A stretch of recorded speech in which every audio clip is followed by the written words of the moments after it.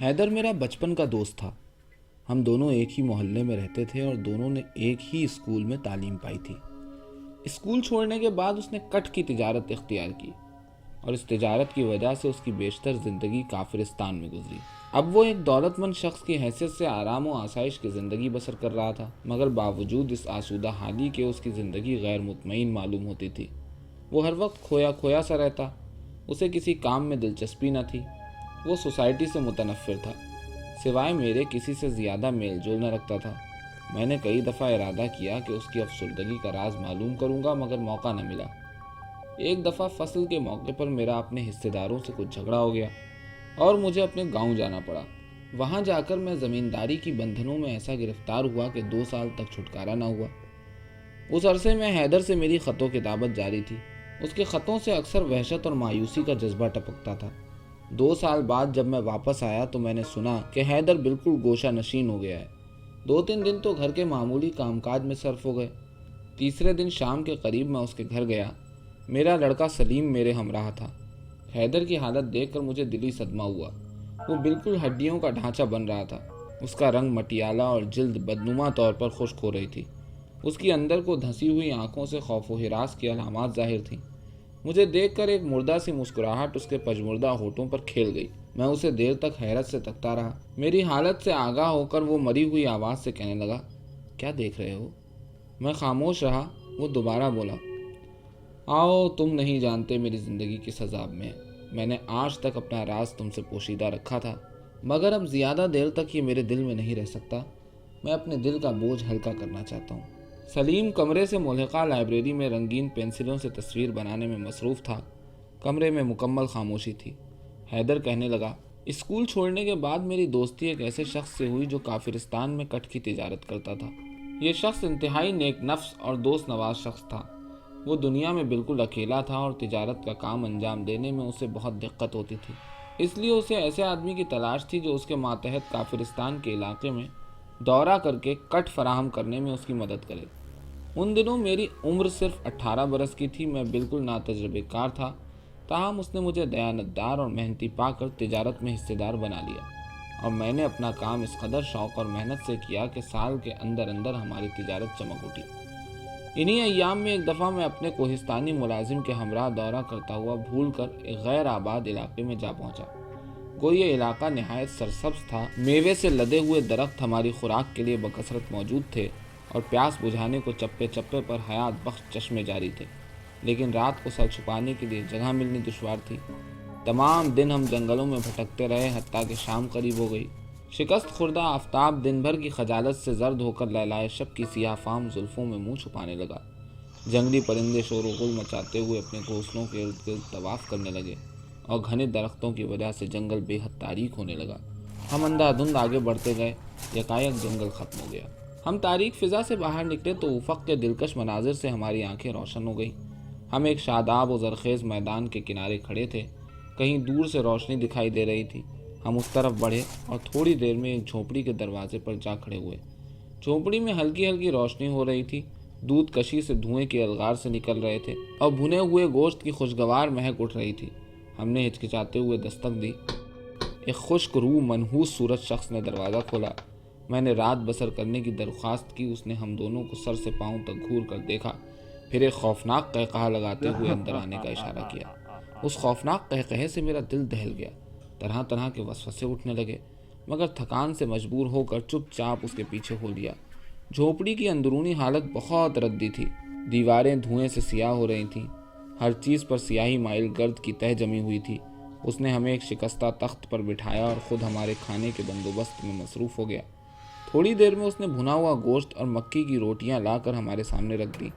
کھانے سے فارغ ہو کر میرے ملازم نے میرا بسترا ایک طرف لگا دیا، مگر میرا دل سونے کو نہ چاہتا تھا۔ مجھے اس منحوس صورت آدمی کی آنکھوں میں شقاوت مسکراتی دکھائی دیتی تھی۔ اس بدگمانی کے زیر اثر میرے دل میں ایک نامعلوم خطرہ پیدا ہو چکا تھا۔ میں اسی سوچ میں تھا کہ وہ قہوہ لے آیا۔ نیند کو دور کرنے کے لیے میں نے خوب قہوہ پیا۔ تھوڑی دیر کے بعد مجھے سخت نیند کے جھونکے آنے لگے۔ میں نے چاہا کہ ملازم کو خبردار رہنے کی تاکید کر کے خود سو جاؤں، مگر دیکھا تو وہ پہلے ہی گہری نیند کے مزے لے رہا تھا۔ میں نے اسے آوازیں دیں، جھنجھوڑا، مگر بے سود۔ مجھ پر نیند کا غلبہ زیادہ ہو رہا تھا۔ رفتہ رفتہ ارد گرد کی چیزیں دھندلی نظر آنے لگیں، پھر مجھے کچھ ہوش نہ رہا۔ رات کو مجھے نہایت خوفناک خواب دکھائی دیے۔ میں نے دیکھا کہ چند دیوزاد آدمی مجھے کندھے پر اٹھائے ہوئے کہیں لے جا رہے ہیں۔ یکایک میرے سر میں سخت ٹیس اٹھی، ایک تشنجی کیفیت سے میرے پٹھے اینٹھنے لگے، دوران خون سر کی طرف زیادہ ہونے سے دماغ پھٹنے لگا، سخت تکلیف سے میری آنکھ کھل گئی۔ اف، پناہ بخدا!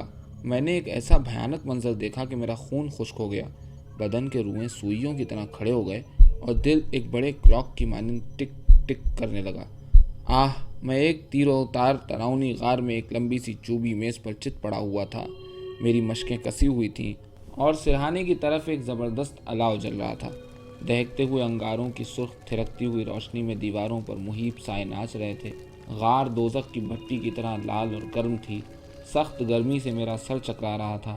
میز کے قریب ایک دیوزاد آدمی کھڑا تھا جس کا بالوں سے بے نیاز سر ایک پشاوری تربوز کی طرح بڑا تھا۔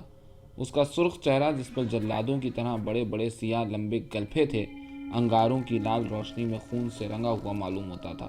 وہ ہاتھ میں ایک لمبا شکاری چاقو پکڑے کسی کو کچھ احکام دے رہا تھا۔ انتہائی دہشت سے میری زبان حلق میں دھنس گئی اور سانس رک رک کر آنے لگی۔ اتنے میں ایک نسوانی آواز سنائی دی، جسے سنتے ہی سرخ چہرہ جلاد نے اپنا مضبوط ہاتھ اٹھایا اور چاقو سے میرے سر میں گھاؤ لگانے لگا۔ میں شدت خوف سے پہلے ہی نیم جاں ہو رہا تھا، زخموں کی تکلیف سے بے ہوش ہو گیا۔ مجھے ہوش آیا تو میں ایک صاف ستھرے کشادہ کمرے میں ایک آرام دہ بستر پر پڑا تھا۔ کمرے میں بالکل سکوت تھا۔ ایک طرف آبنوسی وردھکے پر رکھے ہوئے پیتل کے بڑے سے چراغ میں پھلیل جل رہا تھا، جس کی کیف آور روشنی عطر کے قرابل اڑا رہی تھی۔ چاند کی حسین کرنیں کھلی کھڑکی سے داخل ہو کر فرش زمین پر لوٹ رہی تھیں۔ میرے سر اور گردن کے پٹھے اکڑے ہوئے تھے۔ رفتہ رفتہ مجھے سب واقعات یاد آنے لگے اور غار والا منظر آنکھوں کے سامنے پھرنے لگا۔ میں نے گھبرا کر ادھر ادھر نگاہ دوڑائی۔ سرہانے کی طرف ایک سایہ سا دیکھ کر میری چیخیں نکل گئیں۔ فوراً کسی نے شفقت بھرا ہاتھ میرے سینے پر رکھ کر ٹوٹی پھوٹی پشتوں میں کہا، طالمن نوجوان، تمہیں اپنی زندگی اور جوانی مبارک ہو۔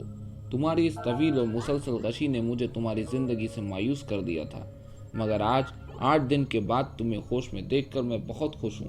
خدا کا شکر ہے کہ میری محنت ٹھکانے لگی۔ اب کچھ فکر نہیں، تم بہت جلد اچھے ہو جاؤ گے۔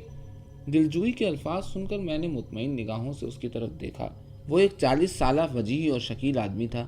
اس نیک دل انسان کی بڑی ہوئی ہمدردی اور انتھک خدمت گزاری سے میری صحت بہت جلد عود کرنے لگی اور میں بتدریج صحت یاب ہوتا گیا۔ دوران علالت میں مجھے معلوم ہوا کہ میرے محسن کا نام جہاں بخت ہے اور وہ ایک قبیلے کا سردار ہے۔ میرے استفسار پر جہاں بخت نے مجھے ایک عجیب و غریب داستان سنائی۔ اس نے کہا، اس علاقے میں ایک ایسی وادیاں ہیں جو ہنوز دنیا کی نظروں سے پوشیدہ ہیں۔ ہر ایک وادی کا راستہ اتنا خفیہ اور پراسرار ہے کہ کوئی اجنبی ان میں داخل نہیں ہو سکتا، اور ہر وادی میں جدا جدا قبیلے آباد ہیں۔ چنانچہ یہ وادی بھی جس میں میرا قبیلہ آباد ہے، اسی طرح کی ایک پوشیدہ وادی ہے، اور یہاں سے 1 دن کی مسافت پر ایک اور ایسی ہی پوشیدہ وادی ہے جس میں ایک رہزنوں کا قبیلہ آباد ہے۔ ان کی سردار ایک عورت ہے جس نے جوانی کا جوہر ایجاد کیا ہے۔ 18 سے 25 سال تک کی عمر کے نوجوانوں کے سر سے وہ اس جوہر کو کیمیاوی طریقے سے حاصل کرتی ہے، اور اس جوہر کے اثر سے باوجود سن رسیدہ ہونے کے ابھی تک جوان اور نوخیز نظر آتی ہے۔ اس جوہر کو حاصل کرنے کے لیے اس نے اپنے ملازم مختلف علاقوں میں اس غرض کو چھوڑ رکھے ہیں کہ وہ کسی طرح نوجوانوں کو اس کے لیے فراہم کریں۔ ان اسیر نوجوانوں کو اس کے ملازم منشیات سے بے ہوش کر کے خفیہ غاروں میں لے جاتے ہیں، جہاں وہ عورت ان کے سروں سے جوہر کشید کرتی ہے۔ میں نے پوچھا، آپ کو یہ باتیں کیسے معلوم ہوئی؟ اس نے کہا، جوانی میں مجھے ایک دفعہ اس کے آدمی پکڑ کر لے گئے تھے، لیکن میرے قبیلے کو اس غار کا کسی طرح کھوج مل گیا اور اس نے شب خون مار کر مجھے عین اس وقت چھڑایا جبکہ ایک سرخ چہرہ جلاد میرے سر کو زخمی کر رہا تھا۔ جواں بخت نے کلاه اتار کر اپنا سر مجھے دکھایا جس پر جا بجا بڑے بڑے سفید داغ تھے، پھر کہنے لگا، میں نے اب اس علاقے میں اپنے جاسوس چھوڑ رکھے ہیں۔ جب کوئی نووارد ان کے خطے چڑھ جاتا ہے تو مجھے اطلاع مل جاتی ہے اور میں چھاپا مار کر ان نوجوانوں کو بچا لیتا ہوں، مگر وہ عورت احتیاطاً غاریں بدلتی رہتی ہے، مگر میں ہمیشہ کھوج لگانے میں کامیاب ہو جاتا ہوں۔ چنانچہ جس دن رہزن تمہیں اس ڈائن کے پاس لے جا رہے تھے، مجھے جاسوسوں نے مطلع کیا، جس پر میں نے کئی ایک غاروں میں تمہیں تلاش کیا اور آخرکار ایک غار پر حملہ کر کے تمہیں نجات دلائی۔ میں کئی دفعہ اس عورت پر حملہ کر چکا ہوں مگر وہ ہر دفعہ میرے ہاتھ سے بچ کر صاف نکل جاتی ہے۔ کاش مجھے اس کی وادی کا راستہ معلوم ہو جائے اور میں ہمیشہ کے لیے دنیا کو اس ڈائن کے وجود سے پاک کر دوں۔ میں تقریباً 6 ماہ جواں بخت کی وادی میں مقیم رہا۔ کئی دفعہ واپسی کا ارادہ کیا مگر اس کی بے لوث محبت میرے لیے زنجیر پا ہو گئی۔ 6 ماہ بعد میں نے دل کڑا کر کے اس سے اجازت طلب کی۔ وہ کچھ سوچ کر بے دلی سے کہنے لگا، تم شوق سے جا سکتے ہو مگر تمہیں یہاں سے آنکھوں پر پٹی باندھ کر جانا ہوگا۔ میں نے گھبرا کر کہا، یہ کیوں؟ وہ لجاجت سے بولا، عزیز من، تمہیں پہلے بتا چکا ہوں کہ یہ ایک پوشیدہ وادی ہے، اس لیے سوائے اپنے قبیلے کے کسی اور کو ان خفیہ راستوں کا راز بتانا ہمارے اصول کے خلاف ہے، اور اس اصول میں بے قاعدگی کی وجہ سے نقصان کا سخت خطرہ ہے، کیونکہ اگر ایک قبیلے کو دوسرے قبیلے کی وادی کا راستہ معلوم ہو جائے تو وہ شب خون مار کر وادی میں گھس آتے ہیں اور قبیلے کو تباہ و برباد کر دیتے ہیں۔ گو مجھے تم پر کوئی بدگمانی نہیں مگر اپنے قبیلے کے خلاف کچھ نہیں کر سکتا، ان کے قائم کردہ اصول کی خلاف ورزی میری طاقت سے باہر ہے۔ میں نے افسردگی سے کہا، تو پھر کیا میں یہاں کبھی نہ آ سکوں گا؟ میرے خیال میں کبھی نہیں، اس نے کہا۔ میں نے کہا، لیکن آپ کی ملاقات؟ وہ میری بات کاٹ کر بولا، یہ بھی تقریباً ناممکن ہے۔ اس ناگوار گفتگو نے مجھے مایوس کر دیا۔ مجھے اس سے دلی الفت تھی، اس لیے اس کے فیصلے سے میرے دل پر گہری چوٹ لگی اور میرے آنسو جاری ہو گئے۔ وہ رویا تو نہیں مگر اس کے چہرے کا اڑتا ہوا رنگ اس کے اضطراب کا شاہد تھا۔ وہ گاؤ تکیے پر کونیاں ٹیکے کچھ سوچ رہا تھا۔ اس کے شگفتہ چہرے پر سماوی تجلیاں نمایاں تھیں۔ کامل وقفے کے بعد اس نے سر اٹھایا اور اپنی نکھری ہوئی منور پیشانی پر ہاتھ پھیرتے ہوئے نہایت ملائمت سے کہنے لگا، ہاں، ایک صورت ہو سکتی ہے۔ اگر تم میرے مذہبی طریقے پر قسم اٹھا کر میری برادری میں شامل ہو جاؤ تو میرے قبیلے کو اطمینان ہو جائے گا۔ میں نے اس شرط کو فوراً منظور کر لیا۔ دوسرے دن جواں بخت نے اپنے تمام قبیلے کی دعوت کی اور سب کے سامنے ایک نیم اریاں کاہن نے جواں بخت کی چھنگلیا سے چند قطرے خون نکال کر ایک تشتری میں ٹپکائے۔ پھر اپنی خاص زبان میں اس خون پر مجھ سے قسم لی گئی، جس کا مفہوم یہ تھا کہ اگر میری وجہ سے اس جواں بخت کو کسی قسم کی تکلیف پہنچے تو روحیں مجھے بھی وہی سزا دیں۔ اس کے بعد نیم اریاں کاہن کی ہدایت کے بموجب میں نے اس مقدس خون کو چکھا اور اس رسم کے اختتام پر جواں بخت نے مجھے گلے سے لگا لیا۔ اس کے بعد قبیلے کے سب لوگ یکے بعد دیگرے میرے گلے ملے اور خوشیاں مناتے ہوئے رخصت ہو گئے۔ اگلے دن مجھے وادی کا راز بتا دیا گیا اور جاتی دفعہ جواں بخت نے تاکید کی کہ جب تک میری عمر 25 برس سے تجاوز نہ کر جائے اس علاقے میں اکیلا یا کسی اجنبی کے ہمراہ سفر نہ کروں۔ جواں بخت کے خاص آدمی مجھے اس جگہ پہنچا گئے جہاں میرے حصے دار کا ہیڈ کوارٹر تھا۔ یہ خطہ جواں بخت کی وادی سے 200 میل کے فاصلے پر تھا۔ میرا حصے دار جو میری زندگی سے مایوس ہو چکا تھا مجھے زندہ سلامت پا کر بہت خوش ہوا۔ جواں بخت کی دوستی سے میری تجارت کو بہت فائدہ پہنچا، کیونکہ جواں بخت کی وادی میں کٹ بہت کثرت سے پائی جاتی تھی۔ اس کے آدمی ہمیشہ کٹ پہنچاتے رہتے۔ انہی آدمیوں کے ساتھ میں بھی ہر دوسرے تیسرے مہینے جواں بخت سے ملنے جایا کرتا۔ اسی طرح کئی سال گزر گئے۔ میری عمر 25 برس سے تجاوز کر گئی۔ اب میں بغیر محافظوں کے بے کھٹکے اس علاقے میں سفر کرنے لگا۔ ایک دفعہ میں جواں بخت کو ملنے جا رہا تھا۔ راستے میں ایک چھوٹی سی کوہستانی سرائے میں میری ایک خوش پوش مسافر سے ملاقات ہوئی۔ یہ شخص بڑا باتونی تھا۔ باتوں ہی باتوں میں اس نے ذکر کیا کہ فلاں راستے سے آتے ہوئے کئی دفعہ اس ندی کے کنارے جو نشیبی گھاٹی کے عمق میں ہے اس نے پریوں کو گاتے دیکھا ہے۔ اس وقت تو میں نے اسے جھٹلا دیا، مگر دوسرے دن سفر کرتے ہوئے راستے میں مجھے اس ندی کا خیال آیا جو یہاں سے زیادہ دور نہ تھی۔ میں نے گھوڑا اس راستے پر ڈال دیا، ندی کے کنارے گیا تو کہیں دور پار سے ہلکی ہلکی دلکش آواز جو نسیم بہار کی نرم رو لہروں پر مستی بکھیر رہی تھی سن کر میرے دل میں گدگدی پیدا ہونے لگی۔ میں نے گھوڑا آگے بڑھا دیا۔ برساتی ندی میں پانی بہت کم تھا۔ میں بآسانی اسے عبور کر کے پار کے گھنے جنگل میں داخل ہو گیا۔ اب گیت کہیں قریب ہی سنائی دیتے تھے۔ یہ نشاط انگیز راگنی مجھے اپنی طرف کھینچ رہی تھی جس طرح مقناطیس لوہے کو کھینچتا ہے۔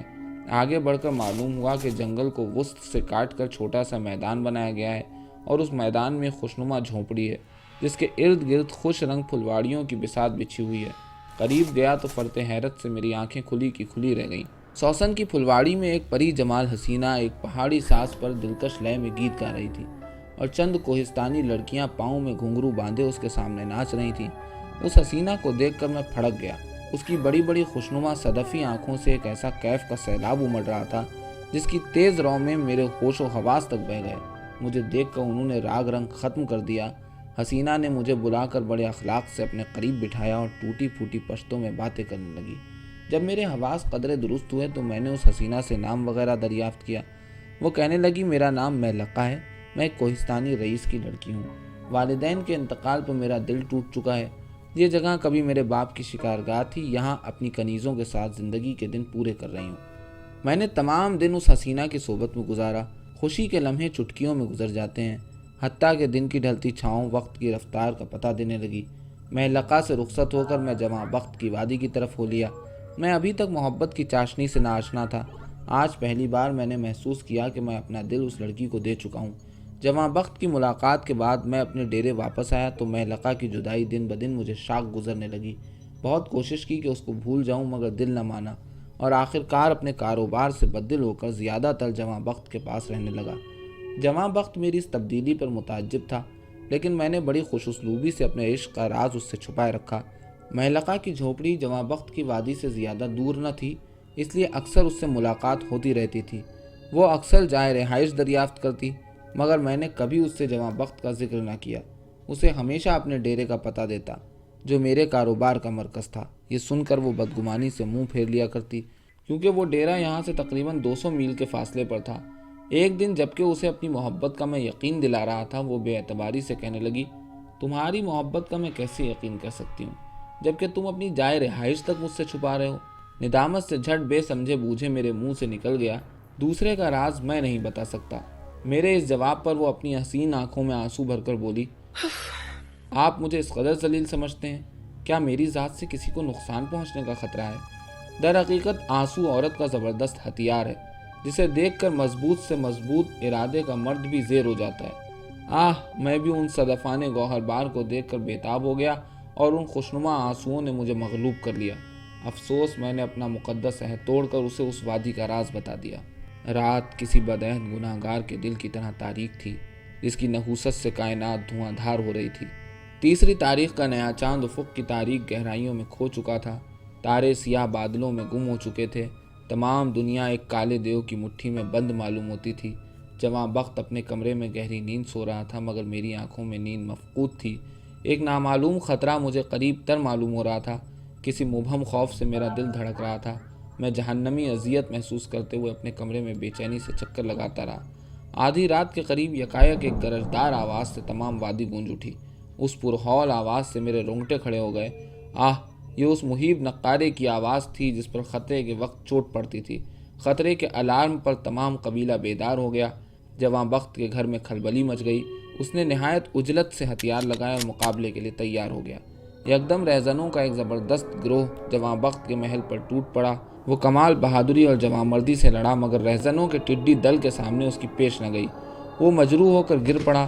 رہزنوں نے اس کے ساتھ ہم سب کی مشقیں کس لی اور ہمیں برق رفتار گھوڑوں پر لاد کر وادی سے نکال لائے۔ ابھی وہ وادی سے نکلے ہی تھے کہ جواں بخت کا باقی قبیلہ تعقب کرتا ہوا آ پہنچا۔ چند میل کے فاصلے پر دونوں لشکر آپس میں گتھم گتھا ہو گئے۔ ادھر میدان کارزار گرم ہو رہا تھا اور ادھر ہم قیدیوں کو ایک غار میں پہنچا دیا گیا۔ غار میں الاؤ جل رہا تھا اور ایک بکھرے ہوئے شیر کے پنجرے کے قریب ایک عورت کھڑی تھی۔ اس عورت کو دیکھ کر میں حیرت و استعجاب سے اچھل پڑا۔ وہ مہلقہ تھی۔ وہ غصے سے دانت پیس رہی تھی۔ حالت غیظ میں اس کی آنکھوں سے چنگاریاں نکل رہی تھیں۔ ایک کونے میں وہی خوشپوش مسافر کھڑا تھا جو کبھی مجھے سرائے میں مل چکا تھا، جس نے مہلقہ کے اشارے ابرو پر جواں بخت کی مشقیں کھولیں اور اسے خوفناک شیر کے پنجرے میں ڈال دیا۔ مہیب شیر نے آنن فانن جواں بخت کو اپنی مضبوط رانوں میں دبوچ کر ہلاک کر دیا۔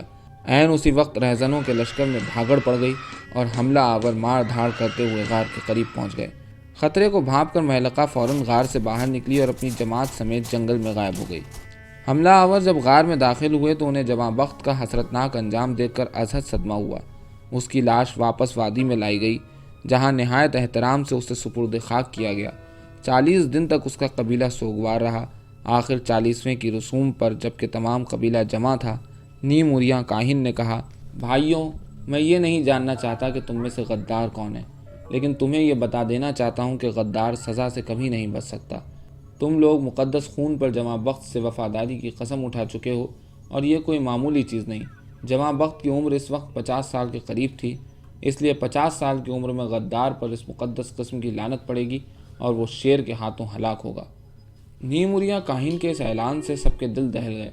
کاہن کے ان الفاظ کا مجھ پر خاص اثر ہوا، مگر حوصلہ کر کے دل کو برقرار رکھا اور دوسرے دن اپنے ڈیرے کی طرف واپس ہوا۔ میں مجرم تھا، میرا سکون قلب رخصت ہو چکا تھا، اب تجارت میں بھی میرا دل نہ لگا۔ میں تجارت چھوڑ کر اپنے دیس چلا آیا۔ چونکہ میں نے جوان بخت کی بدولت بے شمار دولت کمائی تھی، میں امیرانہ زندگی بسر کرتا تھا، لیکن میرا دل کبھی مطمئن نہ ہو سکا۔ اس نیم اریاں کاہن کے الفاظ ہمیشہ میرے کانوں میں گونجتے رہے۔ اب جس دن سے میرا 50واں سال شروع ہوا ہے، خوف سے مجھے زندگی وبال ہو گئی ہے۔ رات کو شیروں کے دہاڑنے کی آوازیں آتی رہتی ہیں۔ شیروں کے خوفناک سائے دیواروں پر متحرک دکھائی دیتے ہیں۔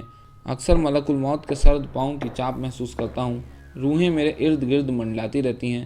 جوان بخت کی کفن پوش لاش مجھے اشاروں سے بلاتی ہے اور اسی خوف سے گوشہ نشین ہو رہا ہوں۔ حیدر کی داستان سن کر میں نے اسے تسلی دیتے ہوئے کہا کہ تمہیں وہم ہو گیا ہے، ورنہ ایسی قسمیں کچھ حقیقت نہیں رکھتی، اور نہ ہی تم نے جان بوجھ کر غداری کی۔ ایسی فضول قسموں کا خیال نہ کرو، یہاں شہر میں شیر کہاں سے آئے گا؟ میں بہت دیر تک اسے سمجھاتا رہا۔ 12 بجے کے قریب میں اٹھا۔ میرا خیال تھا کہ سلیم لائبریری میں سو رہا ہوگا۔ میں لائبریری کی طرف گیا تو وہ کرسی پر بیٹھا مسکرا رہا تھا۔ مجھے دیکھ کر کہنے لگا، ابا میں نے چچا کی تمام باتیں سنی ہیں، وہ بہت ڈرپوک ہے۔ میں نے اسے آہستہ سے ڈانٹتے ہوئے کہا، سلیم ایسا نہیں کہا کرتے۔ وہ شوخی سے بولا، وہ درحقیقت بہت ڈرپوک ہے، دیکھو میں نے اسے ڈرانے کے لیے دیوار پر کیا بنایا ہے۔ میں نے دیوار کی طرف دیکھا۔ سلیم نے اس پر اپنی رنگین پینسل سے ایک بہت بڑے شیر کی تصویر بنائی تھی۔ تصویر کو دیکھ کر میں بے اختیار ہنس دیا اور اسے ساتھ لے کر باہر نکل آیا۔ چونکہ رات کو میں دیر سے سویا تھا، اس لیے صبح دیر سے آنکھ کھلی تھی۔ ابھی میں بستر میں ہی تھا کہ حیدر کی موت کی خبر پہنچی۔ اسے رات کو کسی درندے نے ہلاک کر دیا تھا۔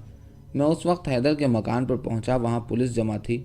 حیدر کی لاش بستر پر نہایت ابتر حالت میں پڑی تھی۔ اس کی شاہرگ کے قریب ایک بہت بڑا گہرا زخم تھا اور کسی درندے کے خون آلود پنجے بستر کی سفید چادر پر صاف نمایاں تھے۔ میں سراسیمگی سے آہستہ آہستہ قدم اٹھاتا ہوا لائبریری میں جا نکلا۔ اچانک مجھے سلیم کی بنائی ہوئی تصویر کا خیال آیا، مگر دیوار کی طرف دیکھ کر میرے اوسان خطا ہو گئے۔ سلیم کی بنائی ہوئی شیر کی تصویر دیوار سے غائب تھی۔